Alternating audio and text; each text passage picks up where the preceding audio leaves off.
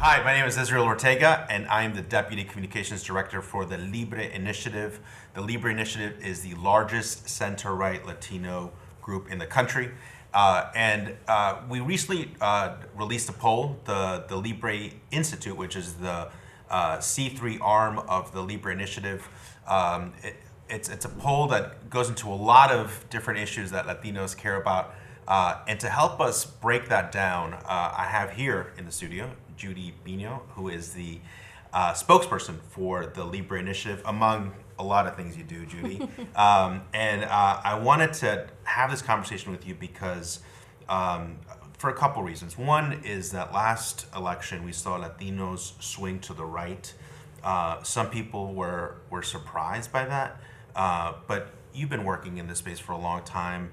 The Libre Initiative, again, the largest center-right Latino organization in the country, we've been talking about how Latinos are not monolithic. What were your takeaways when you saw the results in last year's elections? It was not surprising.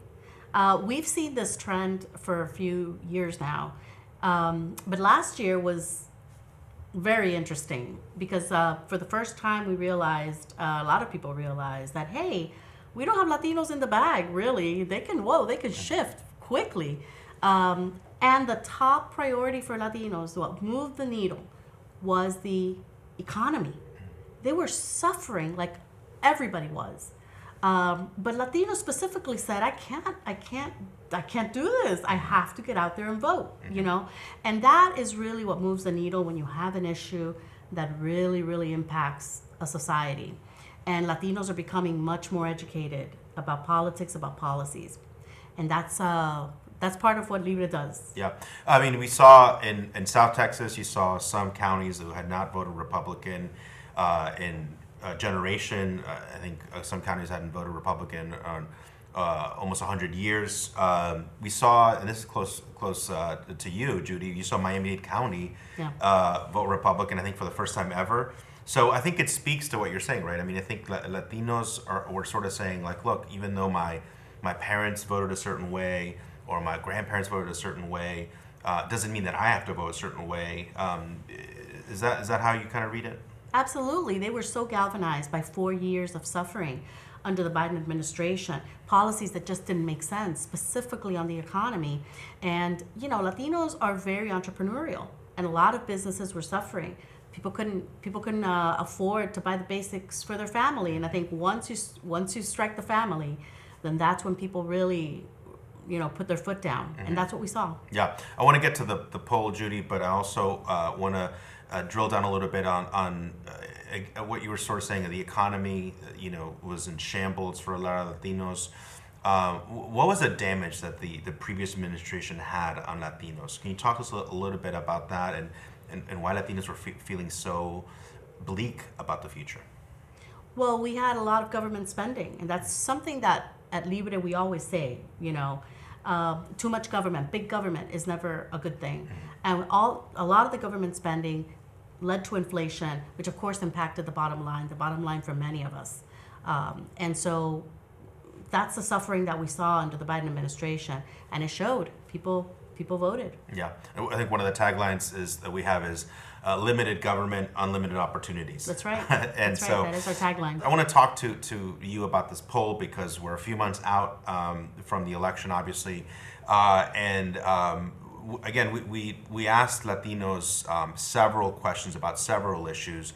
But I want to do some of the headlines and some of the big takeaways, and invite you to go to the Libre Institute website to get the complete rundown. But look, on taxes, 93% of Hispanics said that they would be concerned if their taxes went up. I mean, again, 93%. I mean, this cuts across party lines. So Latinos do not want to pay more taxes.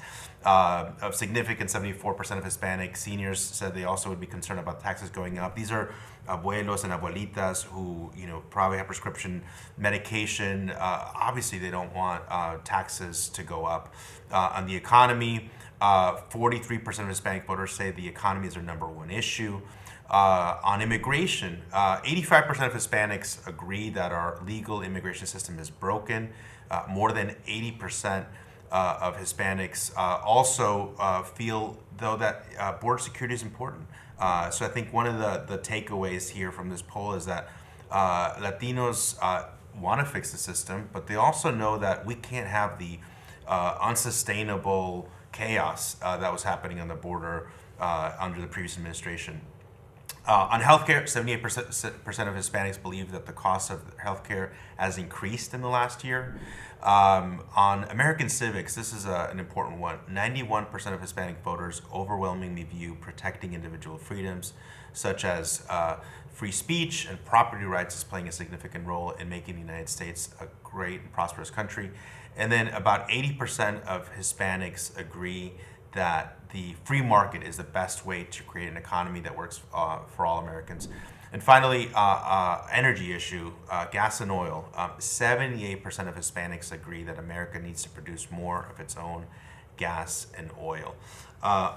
Judy, a lot to unpack there, but let's start with immigration, because I think this is another issue that I think, to your point earlier about Hispanics not being a monolithic voting bloc. Obviously, Hispanics want to fix the system. They know that what we saw in the previous administration was chaos. But Hispanics also want border security. Talk to us a little bit about that, again, for people who might be surprised that Latinos want border security. Well, they shouldn't be surprised, because Latinos, just like everybody, we live here, we want to be safe. You know, Latinos a lot of times come from countries where they are not safe. There's a lot of gang violence. And now we're seeing this following, they see this following them to the United States. We're seeing the same issues, and they don't want it. They want more border security. But at the same time, they want a process of immigration reform, where we could actually have an organized system where people take their turn to get here and get their shot at the American dream in the right way, in the organized way. Mm-hmm. Yeah, I think that's right. I think if you look at Latinos, they say under the previous administration they felt like it was the rule of law was just being disrespected, and I think that for a lot of Latinos who are watching that are saying that we're pro-immigration, we're pro-immigrants, but this is not sustainable. So I think this poll obviously confirms, I think, what a lot of us, you travel the country a lot, Latinos directly telling you this. I think this polling confirms this. I want to touch on American civics and specifically the question about the free market. This is about 80% of Latinos believe in the free market or know that that's important for the prosperity of this country. Talk to us a little bit about that, about the free market and why that's such an important plank for everything we do at the Libre Initiative. I think people understand that when the government gets in the way, it just doesn't work out very good for the society. Mm-hmm. And a lot of Latinos come from countries where the government gets in the way in many ways, through socialism and communism. And here in the United States, we do have the freedom. We have the freedom to start your business, to purchase your home, to work hard, make money, and improve your life. And Latinos are getting educated, much more educated on the policies and the politics that are going on in their communities. And they see the difference, right? If you come from a country where your opportunities are very limited, and you come to the United States where opportunities are unlimited, and all of a sudden you have these policies that are limiting you, then of course you're going to respond, right? And that's where you saw a big difference in the election too. Latinos want the freedom to improve their lives, and so they are getting more educated, and organizations like the Libre Initiative are helping. That's right. So unfortunately, there is a threat that we face as a country, right? That there's a real possibility that a lot of folks we polled will be disappointed next year, because there is a threat that taxes may go up next year. As you know, during the first Trump White House, in 2017, the Tax Cuts and Jobs Act was passed, where, among many things, it provided critical tax relief to middle-class Americans and to job creators. Unfortunately, a lot of those provisions are set to expire at the end of this year. I know that this is something you've been working on for the Libre Initiative, for the campaign. Talk to us a little bit about the campaign you're working on to educate Latinos about this real threat we're facing. I mean, the truth is, if the tax cuts go up, everybody's going to be impacted negatively, specifically Latino entrepreneurs. Latinos, 1 out of 4 businesses are Latino owned. And Latinas specifically, they have over 2 million businesses in this country. So Latinos don't really have the opportunity to take out a loan. A lot of times they really don't have a whole lot of funding, so you'll see a lot of the businesses start really small, and sometimes they stay small. So if the mom and pop shop in the corner that makes your favorite arepas or your favorite Hispanic meal, they're gonna suffer through this if these taxes go up. So there's a big push to renew the Trump tax cuts to help the economy prosper. Mm-hmm. And how are we doing this? So the Libre Initiative, we have this campaign, the Protecting Prosperity campaign. Walk us through, like if someone is like saying, hey, I don't want to pay more in taxes next year, but I don't know how to make a difference. Washington feels so disconnected from my day to day. How can they get involved? We're doing an all-encompassing campaign. It's called protectingprosperity.com, and we're on the media. We have a website with all sorts of information so that people can get involved in their community. We're holding events that you can attend so that you can learn about the Trump tax cuts and why it's important that Congress pass this important bill. And aside from that, of course, you can get involved on the ground, and you can also email your congressman. We have a petition. Sign the petition, and it'll get to your congressperson so that they know that you mean business, that you want this thing passed, so that you can live a better life. Because it really will make a difference if these Trump tax cuts don't get passed. We're all going to face massive tax hikes, and we don't want that. It's a great way, talking about American civics, right? That Latinos are becoming more civically engaged and more in the know of the American principles of freedom.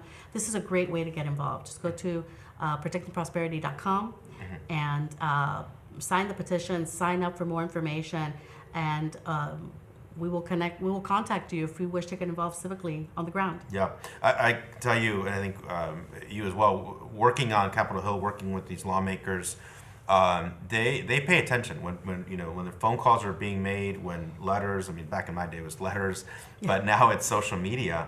Yeah.